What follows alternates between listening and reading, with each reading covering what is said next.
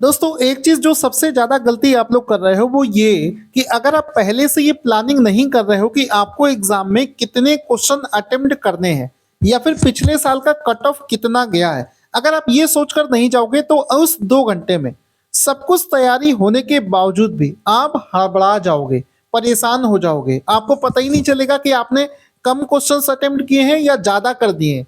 और ज्यादा कर दोगे तो नेगेटिव मार्किंग आपका बहुत ज्यादा हो जाएगा। तो ये चीज आपको पहले से सोचकर जाना है कि आपको एग्जाम में कितना अटेम्प्ट करना है और इस पिछले साल की कट ऑफ कितनी गई थी उसी के आसपास में आपको रहना है।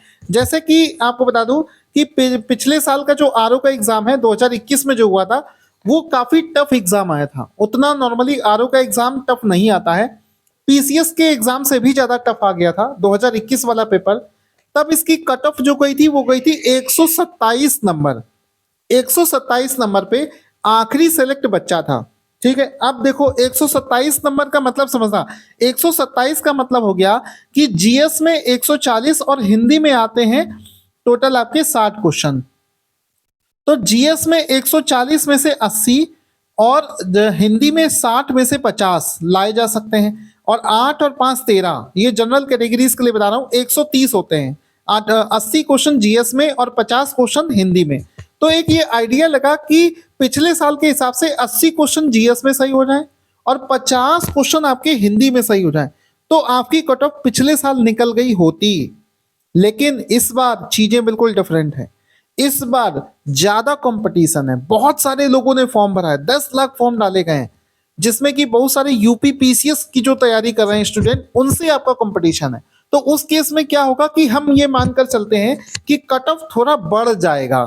हो सकता है रहने को इतना ही रहे जितना कि पिछली बार था, लेकिन हमेशा ये मानकर चलो कट ऑफ थोड़ा ज्यादा जा सकता है।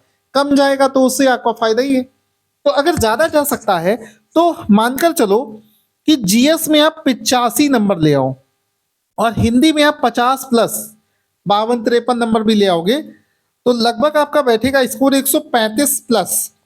ठीक है, 135 से ज्यादा आपका स्कोर बैठेगा। तो 135 नंबर अगर आपके आ गए तो मेरे हिसाब से कट ऑफ आपका क्वालिफाई हो जाएगा। कोई घबराने वाली बात नहीं है, 135 प्लस आपका नंबर आ गया तो आराम से आपका कट ऑफ निकलेगा। तो इसमें आपको ध्यान क्या देना है, ध्यान ये देना है कि 140 नंबर का जो जीएस आता है उसमें आप कितने अटेम्प्ट करके आओ।